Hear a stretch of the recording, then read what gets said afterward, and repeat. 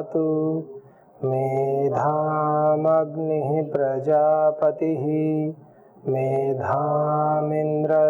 वायुश्च मेधां धाता ददातु मे। ॐ विश्वानि देव सवितर्दुरितानि पराशुभ यद्भद्रं तन्नयाशुभ। ॐ शान्तिः शान्तिः शान्तिः। ॐ श्री परमात्मने नमः। ॐ श्री गुरुभ्यो नमः। ओम। वैदिक संस्कृति के इस अंक में आप सभी का स्वागत है। वैदिक संस्कृति ये एक ऐसा शब्द है जो प्रतिक्षण हमें आंदोलित करता है। वेद से, वेद में होने वाला वैदिक, व्याकरण की दृष्टि से शब्द बन जाते हैं। वेद विद्ज्ञान धातु है, विद्लि लाभे धातु है, तो ज्ञान पक्ष में भी है, और जो व्यक्ति ज्ञान प्राप्त करते हैं वो लाभ में ही रहते हैं, सीधी सी बात है।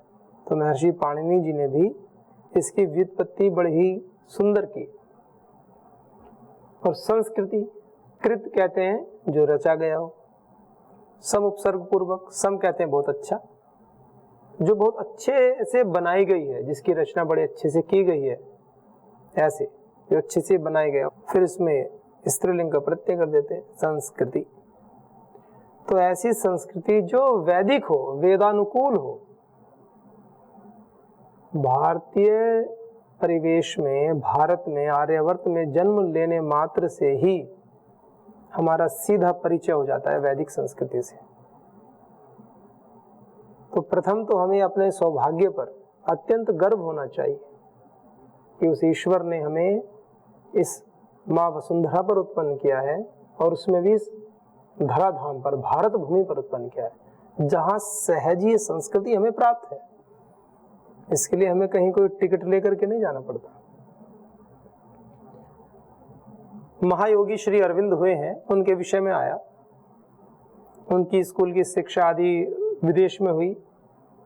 उनके पूज्य पिताजी थोड़े आहत रहते थे अंग्रेजी व्यवस्था से, तो उन्होंने कहा कि हमें इसको भी एक अच्छा अधिकारी बनाना है अंग्रेजों की तरह, ताकि एक लेवल मेंटेन हो सके। लेकिन श्री अरविंद की रुचि इस अध्यात्म के क्षेत्र में हुई। तो वो बताते हैं कि पहली बार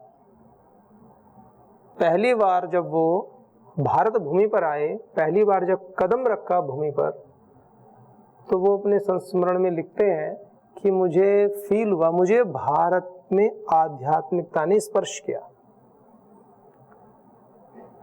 The feeling of spirituality which I have got, I never felt before. उनको आध्यात्मिकता ने स्पर्श किया, ऐसा कहते हैं वो। तो ये बात जो है, जैसे एक व्यक्ति को जुकाम हो जाए और उसके सामने रसगुल्ले रखे हों, गुलाब जामुन रखे हों, डोसा रखा हो,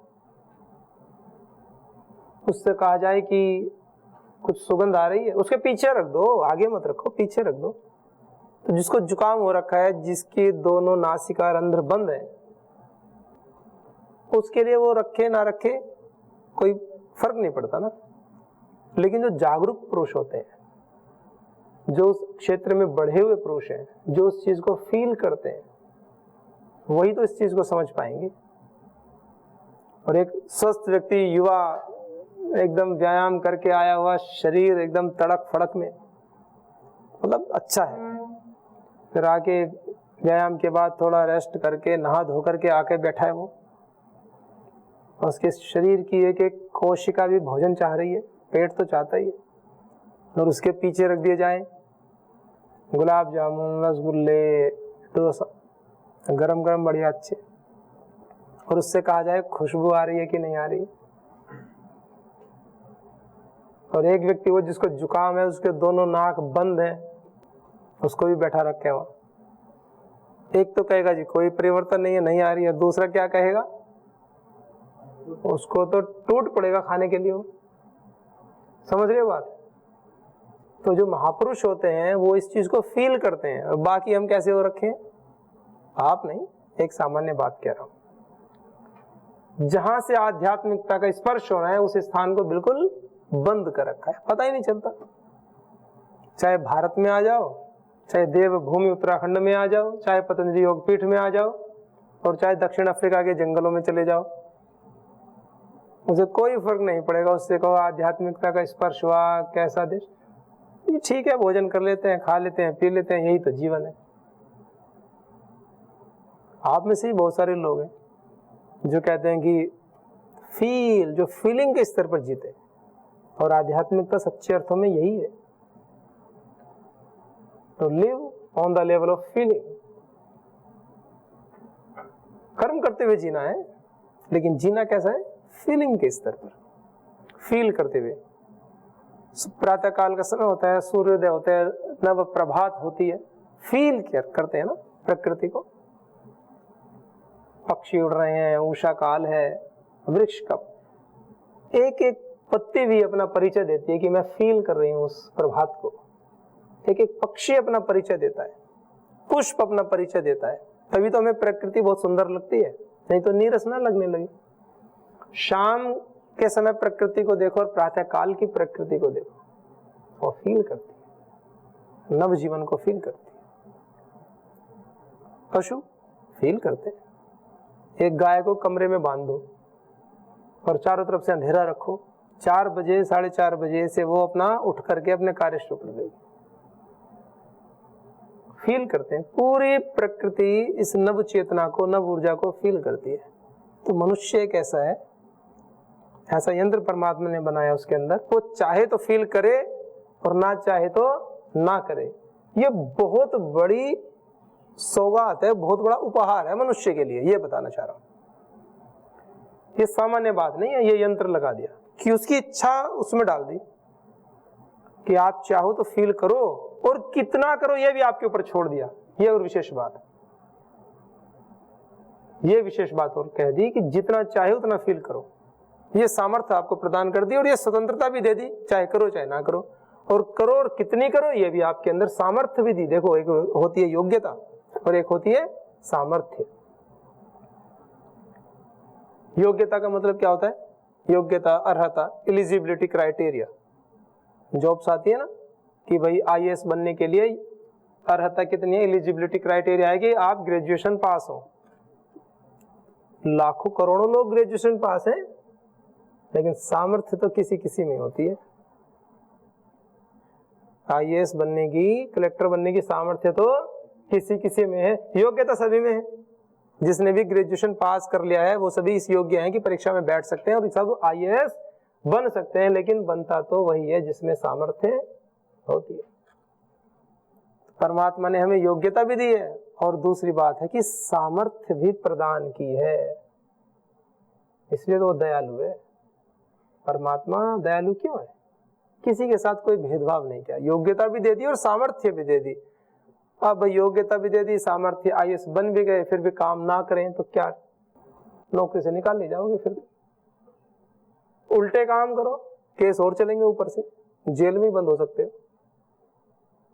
अब हमारे ऊपर आ गई ना बात सारी।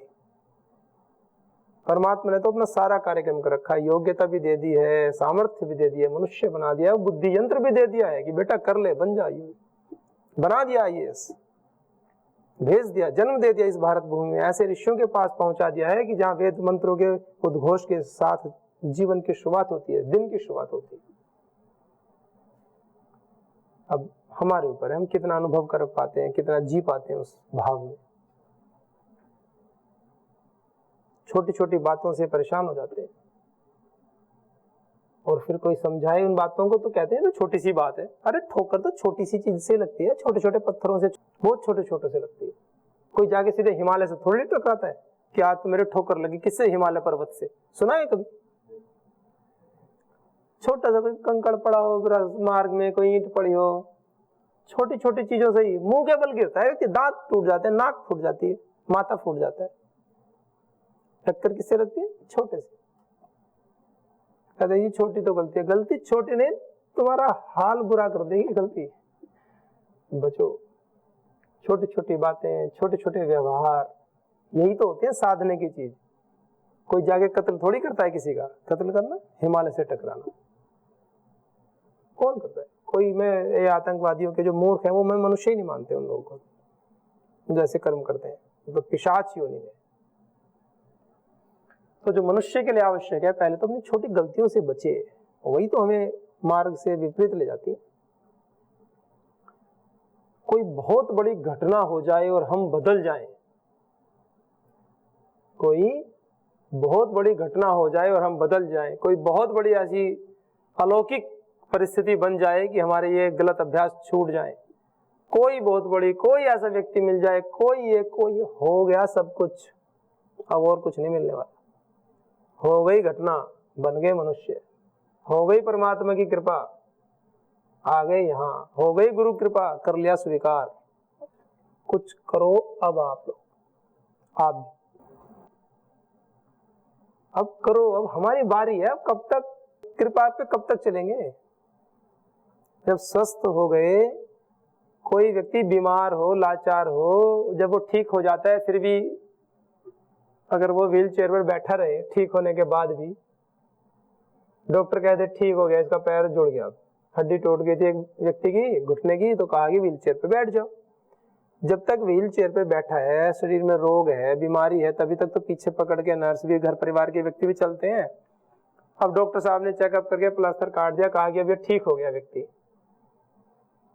वो भी ठीक हो गया, और वो कहे ना जी मैं तो इसी में बैठूंगा, तुम मुझे चलाओ। तो जो अभी हाथ पकड़ के पीछे चला रहे थे ना, उसको लेकर के आगे पीछे चलते थे, वो क्या करेंगे? हाथ पकड़ के उठाएंगे उसको, क्या उठ के चल अपने आप, बहुत दिन होगी सेवा, आप खुद करो। मैं उन व्यक्तियों की बात कर रहा हूं जिनसे नितांत प्रगाढ़ संबंध बचपन से हमारे हैं, जो हमारे लिए सब कुछ कर सकते हैं, और जो कर रहे हैं वो भी व्यक्ति ऐसा कहने लगेंगे कि अब उठो और स्वयं चलो, अब आप ठीक हो चुके हो। ये समाज का सत्य है, करना भी चाहिए। हम सब स्वस्थ हैं, ठीक हैं, आ चुके हैं ना जहां हमें आना था, अब तो आगे चलें, अब तो चलना ही होगा ना। फिर भी हम बैठे रहे तो कौन सा रहा है?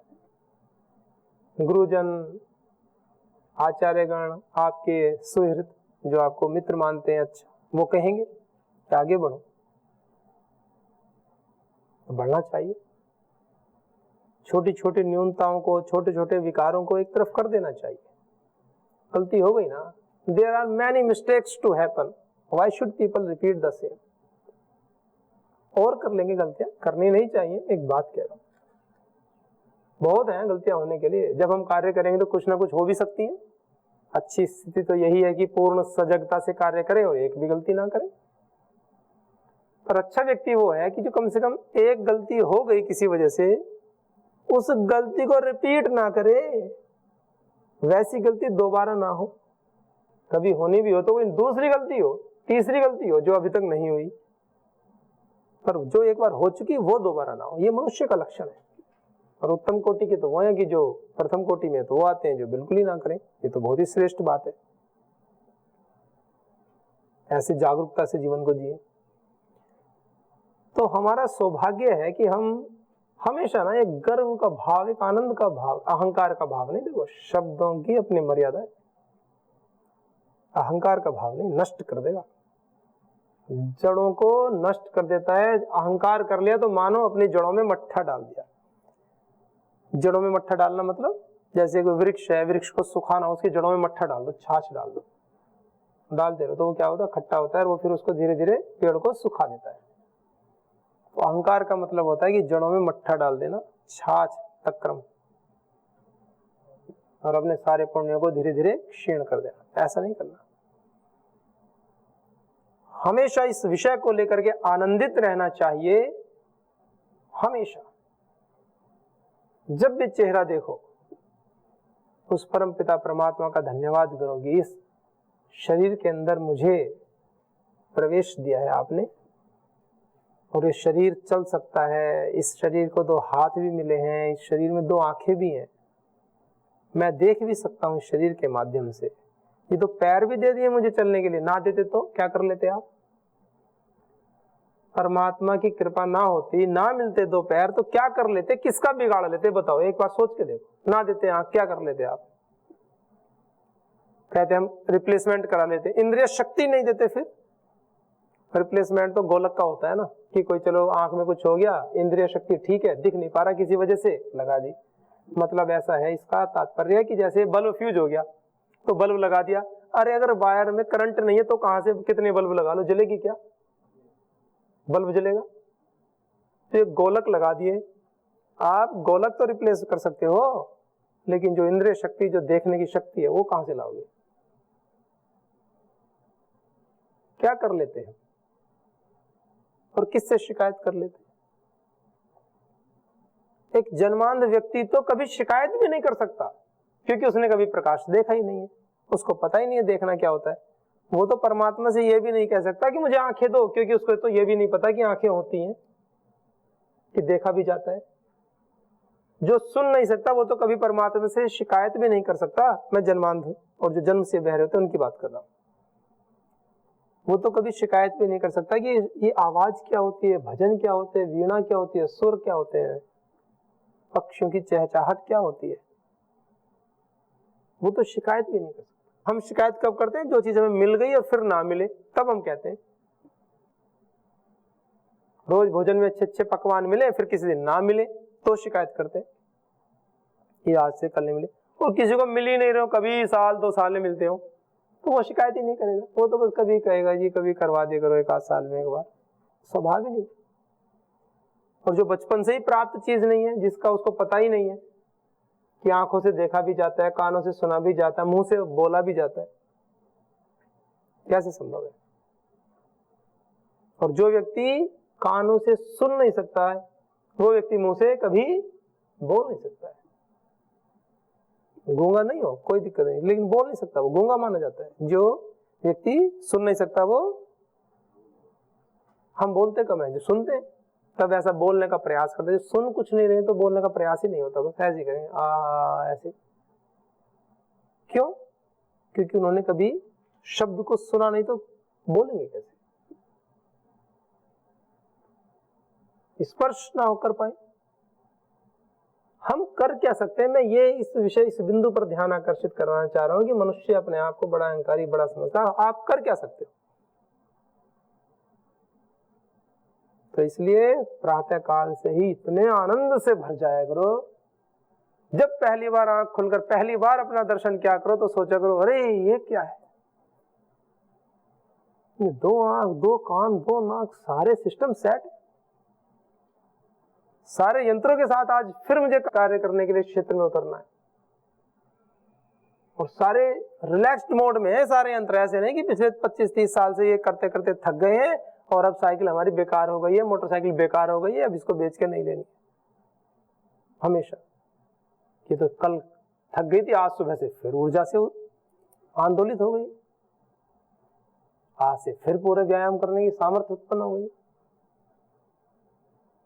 उस प्रभु की महिमा और ये यंत्र मिला है, मनुष्य यंत्र, इस विषय में सदैव जागरूक रहकर चिंतन करना चाहिए। और प्रसन्न रह करके, उदास होकर चिंतन नहीं। एक चिंतन ये भी होता है, व्यक्ति अपने चेहरे पर 12 बजा लेता है, ओहो ये फिर वही शरीर, फिर वही चेहरा देखने को मिल गया जो कल शाम छोड़ा था, सुबह उठते फिर यही आ गया, फिर वही सिर में दर्द चलेगा, फिर वही घुटने में दर्द होगा, फिर वही पीठ में दर्द होगा। अरे ठीक कर लो भाई, ये शाश्वत दर्द नहीं है। ये संस्कृति ऐसी है जो हमें सिखाती है इन चीजों के विषय में चिंतन करना, क्योंकि हम यहां पर रुकने वाले नहीं। हमारा उद्देश्य केवल इतना नहीं है कि खाना खाया सो गए, उठे फिर खाना खाया, दोपहर को खाया, शाम को खाया, फिर सो गए, फिर सुबह उठे फिर वही क्रम, फिर सुबह उठे फिर वही क्रम, रात को सो गए, छोटे मोटे कार्य कर ले, जीवन का अंतिम समय आ गया। इसके लिए दिया है परमात्मा ने चीज। इतने सुंदर शरीर, इतनी इंद्रियों, इतनी शक्तियां इसलिए दी है, इसलिए तो नहीं दी। केवल इतना ही करना होता तो किसी भी एक इंद्रिय को दे देता, वो भी पर्याप्त थी। मान लीजिए चक्षु इंद्रिय दे देता परमात्मा, बाकी हाथ पैर नाक कान वाली जो इंद्रियां हैं कुछ ना देते, तो अभी काम तो कर ही लेते, आंखों से देखते रहते कर लेते। जो नहीं सुन पाते वो देखकर काम कर लेते हैं, जिनकी आंखें नहीं है वो स्पर्श करके काम कर लेते हैं, जीवन तो जी रहे हैं ना। यदि पशुवत जीवन जीना उद्देश्य होता तो आवश्यकता ही नहीं थी इतने साधनों को देने की। लेकिन साधन इसलिए दिए हैं कि इस पथ पर चलते हुए जाने अनजाने कभी कोई चोट लग जाए, कुछ भूल हो जाए, तो एक है तो दूसरे से प्रयोग करो, दूसरा है तो तीसरा, आपके लक्ष्य में बाधा ना हो, इस उद्देश्य से 5 इंद्रियां दी है। और इंद्रियां काम ना कर रही तो मन की शक्ति दी है। उस परमात्मा का ईशन करो, मनीषी है परमात्मा, मन का भी नियंता है हमारे, उससे प्रार्थना करो, इसलिए दी है। जब फौजी बॉर्डर पे जाते तो उसको वेल इक्विप्ड करके भेजा जाता है। तो हम सब क्या है, फौजी हैं, मिशन पे निकले हैं। एक मिशन है मनुष्य जीवन का, केवल ब्रह्मचारियों के लिए बात नहीं हो रही है। कुछ सोचे कि नहीं हमारे लिए ना आज तो कार्यक्रम दूसरा चल रहा है, दूसरा नहीं है, सब ब्रह्मचारी। ब्रह्म माने विद्या, वेद विद्या को जानने वाले। ब्रह्मचारियों के संदर्भ में जब ब्रह्म का प्रयोग करते हैं तो ब्रह्म विद्या, विद्या विद ज्ञाने, तो ज्ञान की विद्या के विषय में जो विद्या का आचरण करता है, विद्या को पढ़ने वाला है, विद्या में रमण करता है, ज्ञान का पिपासु है, वो ब्रह्मचारी। तो ज्ञान के पिपासु तो हम सभी है ना, हम सभी को ज्ञान चाहिए, तो सभी है। एक गृहस्थ भी यदि अच्छे से अपने जीवन का संयमित रूप से पालन करे तो गृहस्थ के लिए भी ब्रह्मचारी की संज्ञा आती है। तो ये बहुत व्यापक शब्द है, किसी एक शब्द में रूढ़ी नहीं है। कभी कहते हैं बस जो व्हाइट वाले कट्टे वस्त्र पहन लिए कि ये ब्रह्मचारी, या सन्यासी के लिए ब्रह्मचारी। एक बहुत व्यापक शब्द है। ज्ञान के जो भी पिपासु हैं वो सभी ब्रह्मचारी, जो वेद विद्या को जानने वाले हैं, मानने वाले हैं, उसके ज्ञान अर्जन के लिए इच्छा रखते हैं, वो सभी, और करें, केवल इच्छा रखने मात्र से नहीं, करें। तो इन सब कार्यों को जब हम इस भूमि पर जन्म होता है ना तो सहज चीजें उपलब्ध हो जाती है। तो एक बहुत बड़ा पुण्यों का खाता खर्च भी हो जाता है, एक ये भी बात है। जब कुछ बड़ी अद्भुत चीज मिलेगी तो कुछ खर्च भी करना पड़ेगा, कि सारा भगवान कृपा में फ्री में लुटाते रहे ना तो हम उसकी केयर नहीं कर पाते। तो इसके लिए इस भारत भूमि पर अपनी इस वैदिक संस्कृति में जन्म लेने के लिए भी हमें बहुत खर्च करना पड़ा है, ये भी सोचा करो। एक छोटी सी साइकिल खरीदने जाओगे भी तो आजकल 8-10 हजार, एक भाई बता रहा था कि लाख रुपए में भी साइकिल आती है, कि वो यानी स्पोर्ट्स की साइकिल है, कैसी साइकिल है, लाख रुपए में। चलो सस्ती वाली लेते हैं, मतलब 4-5 हजार में, 2-3 हजार में। पुरानी ले लो 1 हजार की मान लो, छोटी चीज लेते हैं 1 हजार में आती है। और कोई रॉकेट खरीदने लगे, एरोप्लेन खरीदने लगे जाके तो करोड़ों में आता है, समझ रहे हो। जब परमात्मा से हमने निवेदन किया है, बहुत आंसू बहाए हैं कि हे प्रभु मनुष्य जीवन दे दो, आपको पाना है, और किसी जीवन से तो पा ही नहीं सकते। तो भगवान जी ने कहा बैलेंस कितना है। तो हमने आज तक के जितने पुण्य कर्म थे उसकी पूंजी सौंप दी परमात्मा को कि प्रभु ये रे पुण्य कर्म अब तो दे दो। तो हमारे पुण्य कर्मों से मनुष्य का शरीर मिल सकता था, परमात्मा ने क्या किया, योग्यता तो थी, सामर्थ्य भी दे दी, चल बेटा आप हाथ बढ़ा रहे हो तो लोग सामर्थ्य भी मैं प्रदान करता हूं, आगे बढ़ो। अब इतना सब कुछ करके जीवन पाया है, और फिर और भारत भूमि पर जन्म हो गया इस वैदिक संस्कृति, वेदों में, वेदों के ज्ञान को पाने के लिए। माने सागर पे आ गए और परमात्मा ने कॉस्ट्यूम भी पहना दिया और तैरना भी सिखा रखा है, छलांग लगाने को तैयार नहीं अगला, बोट भी है बचाने के लिए, गुरु रूपी सारे सब चीजें उपलब्ध है, लेकिन डर लग रहा है, कूदो ना होना, पानी ना लग जाए, टच ना हो जाए, शरीर गीला ना हो जाए, अरे सराबोर हो जाओ। परमात्मा कैसा है, एक बार मैं शिविर में बता रहा था, हम सब कैसे हैं, सूखी जलेबी की तरह, और परमात्मा है चाशनी। अपनी जलेबी को डुबा दो चाशनी में और डुबा के रखो, बिल्कुल तर हो जाओ, परमात्मा के आनंद से तर हो जाओ। और जब जलेबी डूबती है ना, चाहे डुबा दो और थोड़ी सी पी भी लो, अंदर से भी मीठे बाहर से भी मीठे, क्योंकि आनंद प्रकृति में कैसे भरा हुआ है, ठसाठस। कैसे भरा हुआ है आनंद, बस लेते रहो, आनंद करते रहो। और हमेशा इस बात का गौरव क्या करो कि ऐसी दिनचर्या, ऐसा जीवन हमें मिला है, तो इस अपनी संस्कृति का पूरा सम्मान करें, उसमें जिए। जीवन में ना संस्कारों का आधान करें। जो वेदोक्त दिनचर्या है, वेदोक्त विषय हैं, उनको अपने कार्य करते हुए, कर्तव्य कर्म करते हुए, विहित कर्म करते हुए उनकी अनुपालना सुनिश्चित करें। सभी के जीवन में शुभ हो, मंगल हो। इन्हीं शुभ भावनाओं के साथ आज के अंक को विराम देते हैं। ओम शांति शांति शांति। ओम श्री परमात्मने नमः। ओम सर्वेभ्यो नमः।